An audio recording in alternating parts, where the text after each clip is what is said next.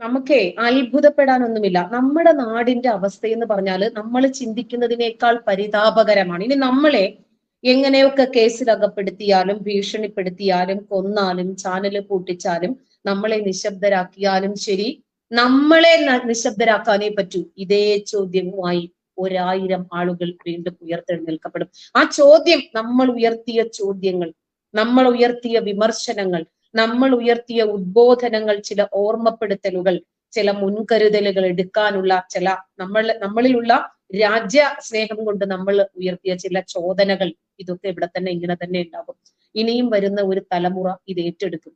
Bin ലാദനെ പോലെയുള്ള തീവ്രവാദികളെ പ്രകീർത്തിച്ചുകൊണ്ട് കവിത എഴുതുന്ന ജി സുധാകരനെ പോലെ ഒരു കമ്മി, അയാളുടെ മനസ്സില് വേൾഡ് ട്രേഡ് സെന്ററിലേക്ക് വിമാനം ഇടിച്ചിറക്കിയ സമയത്ത് മരിച്ചു വീണ ആയിരക്കണക്കിന് ആളുകളുടെ വേദനയും കണ്ണീരും കാണാൻ കഴിയാതെ പോയത് എന്തുകൊണ്ടാ? ഇത് തന്നെയല്ലേ ഇവിടെ ഹമാസിന്റെ വിഷയത്തിലും സംഭവിക്കുന്നത്? ഇത് തന്നെയല്ലേ കാശ്മീരിന്റെ വിഷയത്തിലും സംഭവിക്കുന്നത്? അപ്പോ ഇവിടെ കമ്മ്യൂണിസ്റ്റുകാരനോട്, ഇസ്ലാമിനോട് പ്രത്യേകിച്ച് യാതൊരു വിരോധവുമില്ലാത്ത നിഷ്കളങ്കരായ ആയിരക്കണക്കിന് ആളുകളെ തങ്ങളുടെ മതരാഷ്ട്രീയ താല്പര്യത്തിനായി ഒരു ഇസ്ലാമിക തീവ്രവാദി കൊന്നു കളഞ്ഞപ്പോൾ നഷ്ടപ്പെട്ടത് ആയിരക്കണക്കിന് ജനങ്ങളുടെ പ്രതീക്ഷയാണ്. എത്രയോ അച്ഛനമ്മമാരുടെ വിലപിക്കലുകൾ, വിലാപങ്ങള് നമ്മൾ കണ്ടവരാണ്. സഹോദരനും സഹോദരിയും മക്കളും, എത്ര കുടുംബങ്ങളാണ് ശിഥിലമായി പോയത്.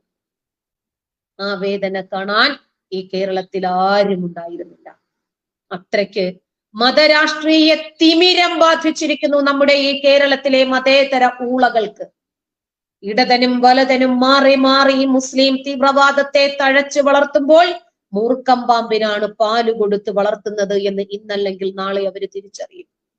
ഏതൊക്കെ രാജ്യത്താണോ കമ്മ്യൂണിസ്റ്റുകൾ ആധിപത്യം സ്ഥാപിച്ചിട്ടുള്ളത്, അവിടെ നിന്നൊക്കെ ആദ്യം പെട്ടിയും കിടക്കയും എടുത്ത് ആ നാട് ഉപേക്ഷിക്കേണ്ടി വന്നത് മുസ്ലിങ്ങൾക്കാണ് എന്ന യാഥാർത്ഥ്യം ഇനിയും ഇവര് പെട്ടെന്നൊന്നും മനസ്സിലാക്കാൻ പോകുന്നില്ല. ഇവര് ശത്രുവായ അമേരിക്കയെ പാഠം പഠിപ്പിച്ചു എന്ന് പറയുന്നു. അതൊരു രാഷ്ട്രീയ വിജയമാണ് എന്ന് പറയുന്നു. സുധാകരനെ പോലെ ഒരു കമ്മി എന്തായിരിക്കും കണക്കിലെടുക്കുന്നത്? ഈ നിലപാടുകൾ തന്നെയല്ലേ മുസ്ലിങ്ങളുടെ നിലപാടുകളും? രാത്രി മുഴുവനും ഉറക്കമിളച്ച് എന്തെങ്കിലും ഒരു വിഷയം ഉണ്ടാകുമ്പോൾ മുസ്ലിം നേതാക്കൾക്ക് ഈ വിഷയത്തിലുള്ള അഭിപ്രായം എന്താണ് എന്ന് നോക്കി പഠിച്ച് കാച്ചി കുറുക്കി അരിച്ചെടുത്ത് അതേപോലെയുള്ള നിലപാടുകൾ തന്നെയായിരിക്കണം നമുക്കും വേണ്ടത് എന്ന് നേതൃത്വം എടുക്കുന്ന തീരുമാനത്തിനൊപ്പിച്ച് പെയിന്റ് അടിക്കാൻ ഇറങ്ങുന്നത് ഇന്ന് ജനങ്ങൾക്ക് മനസ്സിലായിട്ടുണ്ട്. നിരായുധരായ, നിരപരാധികളായ, നിസ്സഹായരായ ആയിരക്കണക്കിന് ആളുകളുടെ നടുവിലേക്ക് സൂയിസൈഡ് ബോംബുമായി ജിഹാദികൾ ഇരുമ്പ് നിക്കറിട്ട് പോയി പൊട്ടിത്തെറിക്കുമ്പോഴും അവൻ ചിന്തിക്കുന്നത്, എന്റെ കല്യാണ സാധനം തകർന്നു പോകരുത്, എന്നെ പ്രതീക്ഷിച്ച് അവിടെ 72 ഹൂറികൾ കാത്തിരിക്കുന്നു. എന്റെ മതത്തിനു വേണ്ടിയാണ്, കാരണം എന്റെ പടച്ചിറബ് എന്നോട് പറഞ്ഞു നീ എനിക്ക് വേണ്ടി കൊല്ലണം, കൊല്ലപ്പെടണം. 9-ാം അധ്യായമായ സൂറത്ത് തൗബയിലെ 111-ാമത്തെ വചനത്തിൽ അള്ളാഹു പറഞ്ഞു, വിശ്വാസികളെ, നിങ്ങളുടെ ജീവനും നിങ്ങളുടെ സമ്പത്തും എനിക്ക് തരണം. എന്തിന്? ജീവൻ സൃഷ്ടിച്ച എല്ലാത്തിനും സാധിക്കുന്ന അള്ളാഹുവിന് അതിന്റെ ആവശ്യമുണ്ടോ? അള്ളാഹു ഒന്ന് കണ്ണടച്ച് തുറന്നാ മതി, എന്തിനു വേണമെങ്കിലും സാധിക്കും. ഈ സാധാരണക്കാരന്റെ ജീവൻ അവൻ കഷ്ടപ്പെട്ടുണ്ടാക്കുന്ന പണവും എന്തിനാ ചോദിക്കുന്നത്? അപ്പോൾ നിസ്സഹായനായിട്ടുള്ളത് ആരാണെന്ന് അന്വേഷിക്കുക. ഈ അള്ളാഹുവിന് വേണ്ടി പൊട്ടിത്തെറിക്കുന്നത് എന്റെ മതത്തിന് വേണ്ടിയാണെന്ന് ബൈജു നമ്മള് ഒരുപാട് ചർച്ച ചെയ്തതല്ലേ. ഹിറ്റ് സ്ക്വാഡ്, പോപ്പുലർ ഫ്രണ്ടിന്റെ ഹിറ്റ് സ്ക്വാഡ്, അവര് പ്രതിജ്ഞ എടുക്കുന്നതും ഇത് തന്നെയാണ്. അള്ളാഹുവിന് വേണ്ടി ഞാൻ കൊല്ലാനും കൊല്ലപ്പെടാനും ജയിലിലടക്കപ്പെടാനും തയ്യാറാണ്. ഇവൻ ഈ ചെയ്യുന്നത്, പൊട്ടിത്തെറിക്കുന്നത്, അതല്ലെങ്കിൽ ഒരുപാട് ആളുകളുടെ ജീവൻ എടുക്കുന്നത് എന്റെ പടച്ചവനു വേണ്ടിയാണ് എന്നത് അവന്റെ തലച്ചോറിൽ എന്താണ് ഇംബിൽറ്റ് ചെയ്തിട്ടുണ്ട്. അത് അവന്റേതായിട്ടുള്ള ഒരു ധാർമ്മിക ബോധമാണ്. ബാക്കി മനുഷ്യരുടെ വേദനകളെ നിസ്സാരമായി മാത്രം കാണാനേ ഇവർക്ക് കഴിയൂ. മുസ്ലിമിന്റെ കണ്ണീരിനു മാത്രം വില, മുസ്ലിങ്ങളുടെ വേദനകളിൽ മാത്രം വേദനിക്കുന്ന ഒരു മനസ്സിനെ മനുഷ്യത്വം എന്ന് പറയാൻ കഴിയില്ല. അതാണ് വർഗീയത. മറ്റുള്ള ഗോത്രക്കാരുമായിട്ടുള്ള യുദ്ധത്തിലും സംഘർഷത്തിലും തങ്ങളുടെ ജീവൻ നഷ്ടപ്പെടുന്നതിനെ ഇവർ വലിയ രീതിയിൽ ഇരവാദത്തിന് വേണ്ടി ഉപയോഗിക്കുന്നു.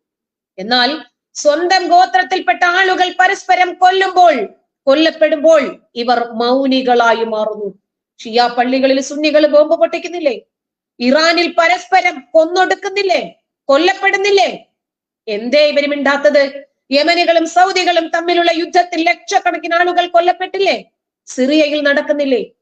തുർക്കിയിൽ നടക്കുന്നില്ലേ? ഇറാഖിൽ നടക്കുന്നില്ലേ? എന്തേ ഇവര് മൗനം? ആ മൗനമാണ് അപകടം. അതാണ് നമ്മൾ മനസ്സിലാക്കേണ്ടത്.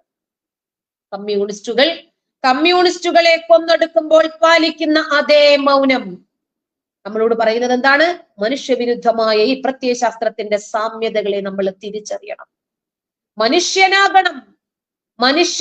ഇവര് പറയുന്നതാണ് അല്ലേ? നമ്മുടെ കണ്ണുകൾക്ക് തിമിരം ബാധിച്ചു, അതുകൊണ്ട് ആ കണ്ണടകൾ ഒന്ന് മാറ്റിവെക്കണം, എന്നിട്ട് മനുഷ്യത്വത്തിന്റെ കണ്ണടകൾ എടുത്തണിയണം. ആദ്യം അത് നിങ്ങൾക്ക് അങ്ങ് ചെയ്തൂടെ? 100 കണക്കിന് ആളുകള് സംഗീതത്തിൽ പങ്കെടുത്തു കൊണ്ടിരുന്ന സമയത്ത് അവർക്ക് സംഗീതം ഹലാല, അവർക്ക് ഹറാം ഹലാലും ഇല്ല. മനുഷ്യന് ആസ്വാദനം ലഭിക്കുന്നതും അപരനെ ഉപദ്രവിക്കാത്തതുമായ എല്ലാ കാര്യങ്ങളും എല്ലാ മനുഷ്യനും സഹജമായിട്ടും അനുവദിക്കപ്പെട്ടിരിക്കുന്ന വസ്തുതയാണ് മുസ്ലിങ്ങൾക്കൊഴികെ.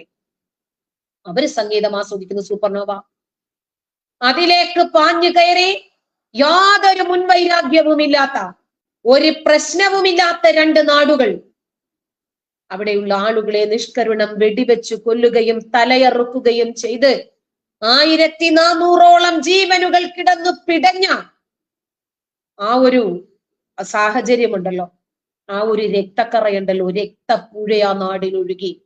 എന്നിട്ട് അവിടെ നിന്ന് 247 ആളുകളെ, സ്ത്രീകളെയും കുട്ടികളെ, ഇവർ ഏറ്റവും കൂടുതൽ പീഡിപ്പിക്കുന്ന സ്ത്രീകളെയാണ്, നിസ്സഹായരായ ആളുകളെ. എന്നിട്ട് ഇത് തന്നെയാണ് പ്രവാചകനും ചെയ്തിട്ടുള്ളത്. അവരെ പിടിച്ചു കൊണ്ടുവന്ന് അല്ലാഹു അക്ബർ എന്ന് പറഞ്ഞ് പൈതലുകളുടെ കഴുത്തറുക്കുകയും സ്ത്രീകളെ ബലാത്സംഗം ചെയ്യുകയും ചെയ്തിട്ട് അവരുടെ മൃതശരീരത്തിൽ മലമൂത്ര വിസർജനം ചെയ്യുക, തുപ്പുക, ചവിട്ടുക. ഇങ്ങനെയുള്ള ഹമാസ് ഭീകരരെ സ്വരാജിനെ പോലെയുള്ള ആളുകൾ നായാടിയുടെ കഥ കൊണ്ട് ന്യായീകരിച്ച് വെളുപ്പിച്ചത് കണ്ടവരാണ് നമ്മൾ. അവിടെയും മരിച്ചു വീണ നിരായുധരായ ആളുകളുണ്ടല്ലോ, മനുഷ്യരാണവർ. അവരുടെ ധർമ്മയുദ്ധത്തിൽ അനിവാര്യമായ മരണം ഏറ്റുവാങ്ങിയവരായിട്ട് ഇവർ കണക്ക് കൂട്ടുന്നത് ആരെയാണെന്നറിയാമോ? ഈ മേഖലയിൽ ഇസ്രായേലിന്റെ വെടിയേറ്റ് കൊല്ലപ്പെട്ട ആളുകളെ. അങ്ങോട്ട് പോയി ചൊറിഞ്ഞതാ, തിരിച്ചു കിട്ടിയപ്പോൾ നെഞ്ചിലിടിച്ച് നിലവിളിക്കുക. മതങ്ങളുടെയും ഇത്തരം പ്രത്യയശാസ്ത്രങ്ങളുടെയും കുഴപ്പമുണ്ടല്ലോ, അവയുടെ ധാർമ്മികത നിർണയിക്കുന്നത് 2 വശത്തുമുള്ള മനുഷ്യരെ പരിഗണിച്ചുകൊണ്ടല്ല. അതുകൊണ്ടാണ് ഇവർ മറ്റുള്ളവരിൽ നിന്നും വ്യത്യസ്തരായി മാറുന്നത്. അവരുടെ രാഷ്ട്രീയ വിജയങ്ങള്, അവരുടെ കൃത്യമായിട്ടുള്ള ചില അടിസ്ഥാന അജണ്ടകളാണ് ഇവർ പരിഗണിക്കുന്നത്. അതിന് യുദ്ധത്തിൽ എവിടെയാണ് മനുഷ്യത്വമുള്ളത്? ഒരു സമയം ഹിറ്റ്ലറും സ്റ്റാലിനും ഒക്കെ കൈകോർത്ത് നിന്നത് എന്തിനു വേണ്ടിയാണ് എന്ന് ചരിത്ര പുസ്തകങ്ങളിൽ നിന്ന് നമുക്ക് കിട്ടും.